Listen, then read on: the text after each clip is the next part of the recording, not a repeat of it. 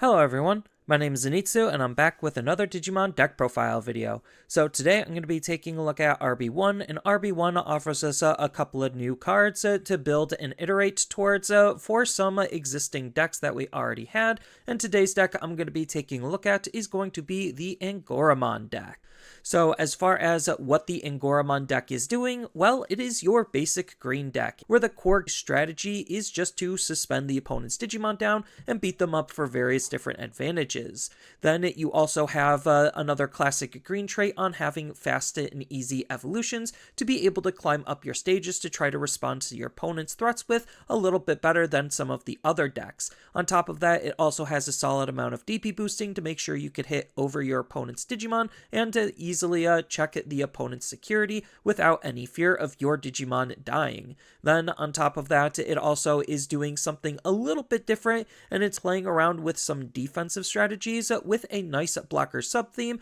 and a couple of abilities to try to better support that. Unfortunately, this deck is going to be on the more casual side, as it does fall into a lot of other green decks' biggest weaknesses, which is the reliance on the opponent needing to have stuff on the field in order to make your cards fully useful, on top of the fact that it doesn't have the best of consistencies compared to a lot of the other more powerful meta decks, and it even has zero protection, so there's not really a whole lot you could do to be able to protect your main Digimon. Unfortunately, there are just a lot of other green decks that are doing exactly what this deck is doing, so it's not really trying to stand out or do anything better than anything we already have, but that doesn't stop the deck from being fun or interesting to play.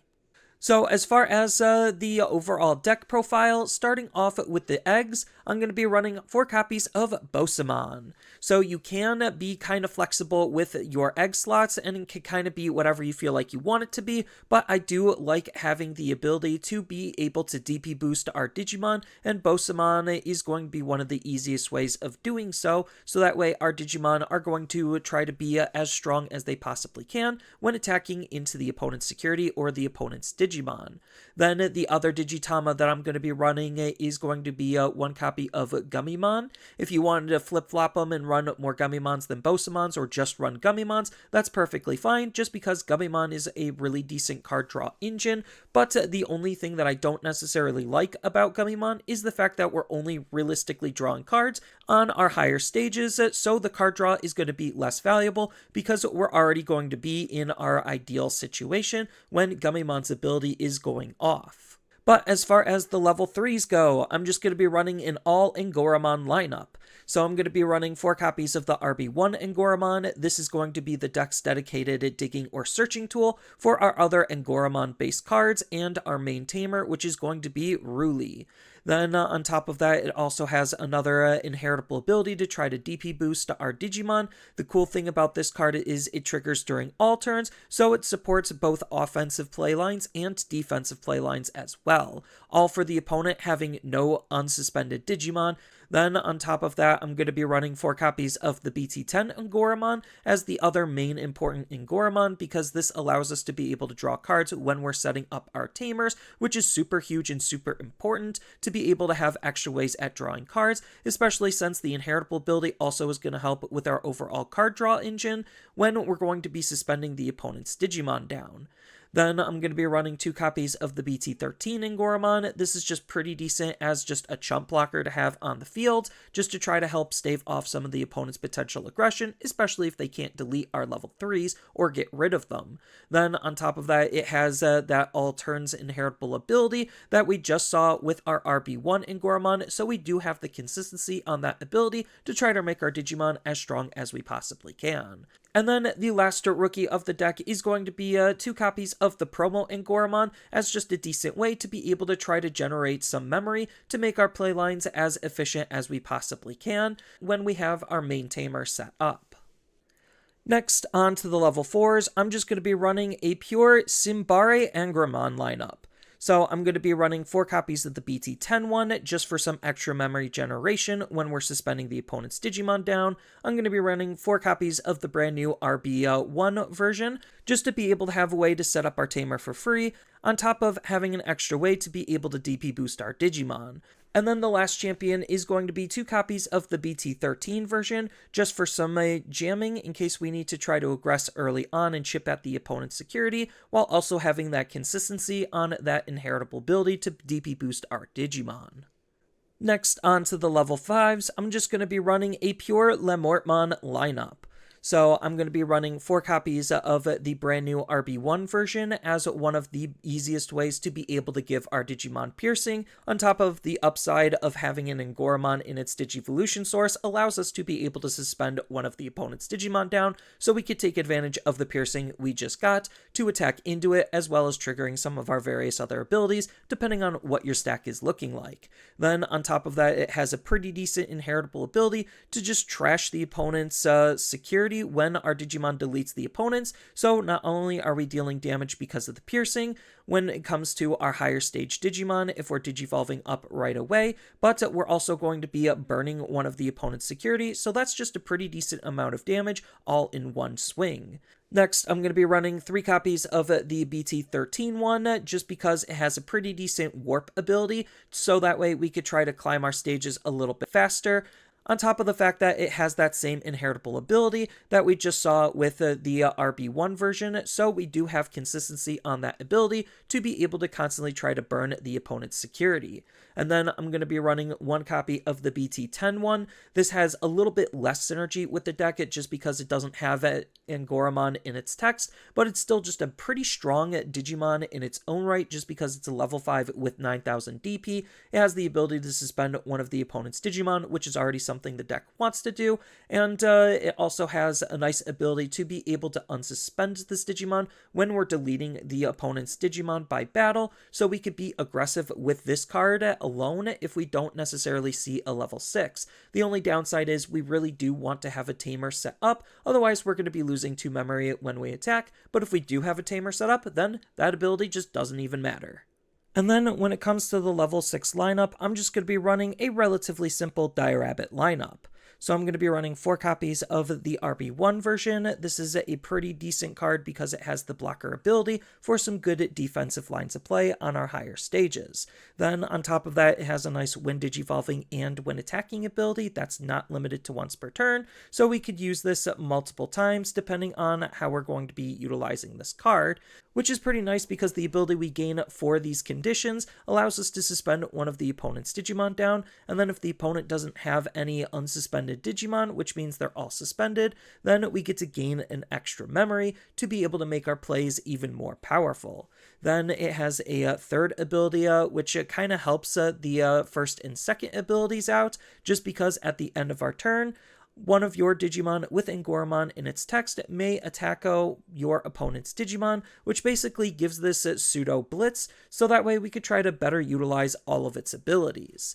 Then the supporting mega for the deck is going to be 2 copies of the promo version. This isn't as good as the RB1 version, but it's still pretty serviceable in its own right, allowing us to be able to suspend 2 of the opponent's Digimon down when we digivolve up into it, again, to try to make sure that all of the opponent's Digimon are suspended, so that way they have no unsuspended Digimon to trigger some of our various other abilities. Then on top of that, it has a nice all turns ability that triggers once per turn, where when one of our Digimon deletes one of the opponent's Digimon by battle and survives, if Angoramon is in that Digimon's Digivolution source, then we get to unsuspend one of our Digimon, so we could use this both offensively and defensively depending on the current state of our field.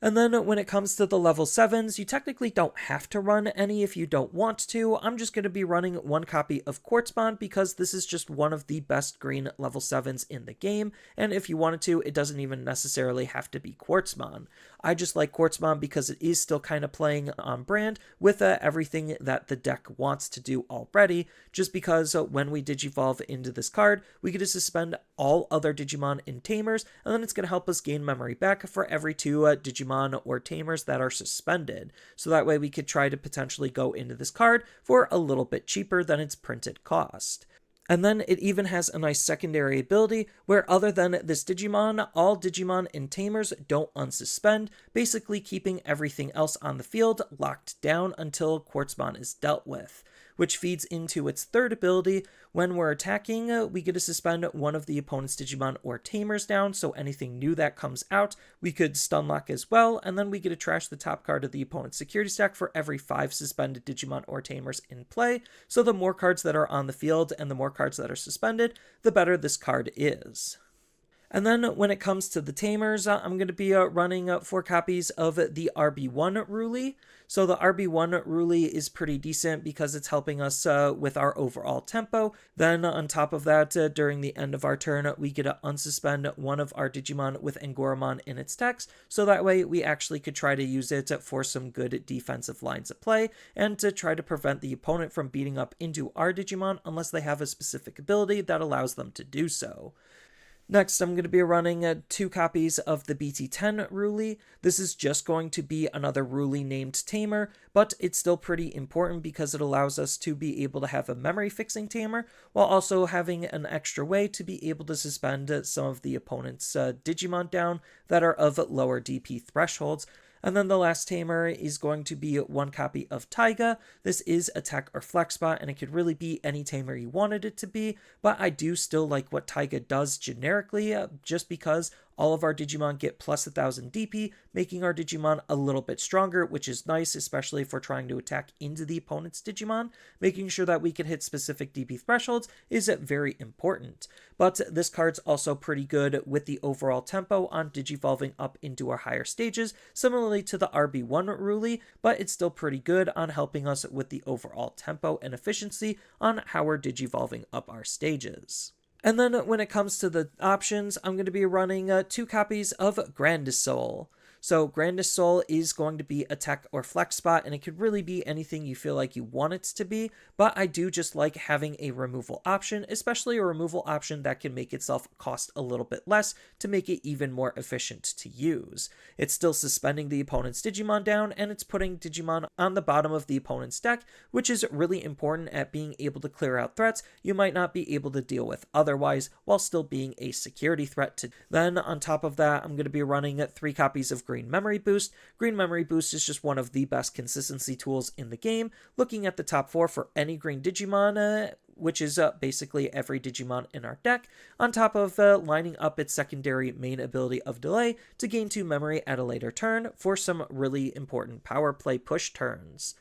And then the last option card of the deck is going to be 1 copy of Hidden Potential Discovered. So Hidden Potential Discovered is still so good of a card that we can only run 1 copy, which is why we want to, because it allows us to be able to suspend one of our Digimon down to reduce the cost of our next Digivolution by 5, which basically means we get a free evolution, which is absolutely insane, especially if we're trying to climb as high as we possibly can, as fast as we possibly can.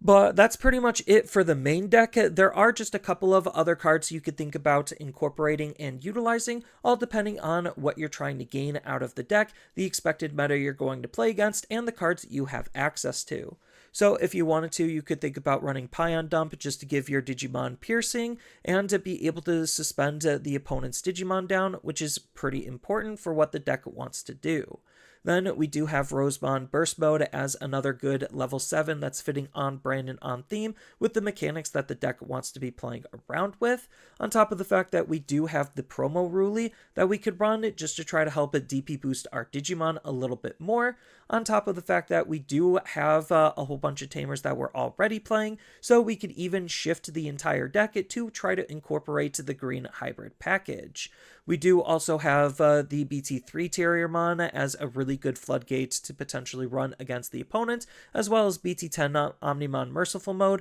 as another good level 7 for us to use, and we even have some of the Beast package from BT13 that we can incorporate as well as a nice security rookie. And then as far as looking ahead, we do have some potential future upgrades that we would want to think about utilizing come BT14. So we do have Agility Training as basically a replacement to Green Memory Boost, or you could even run both if you wanted to, just to try to up the overall consistency and speed of what the deck is trying to do, on top of the fact that we do have Lilymon Ace as another card to try to suspend the opponent's Digimon down and be a cheap level 5 to be able to go into easy level 6s with.